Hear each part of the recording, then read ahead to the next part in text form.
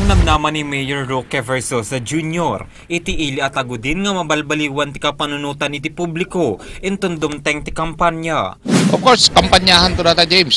Kampanyahan to ti mangted iti direksyon iti ikan ti tao no talaga nga ikan nga chance ti mawayawayanan iti lukosor wino saan.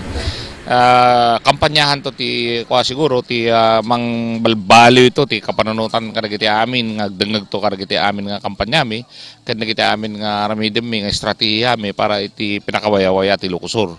Numan pa'y kasta inadmitar na nga saan na mangnamnama ani Congressman Ryan Singson iti makasahuna iti bakal politika para iti kinagobernador. Patya ni Mayor Verzosa nga daytoyan iti usto at tiyempo para iti panagserbina.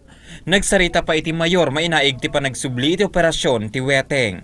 Well, may saak nga mamati nga ngagsublen kaputahan nga kayat ni Secretary Mar iti adda weteng na tintramente nga Pilipinas. Actually nangagko di instruksyonan na amin nga Regional Director ti Police ket instrukan na nga awan ti weteng.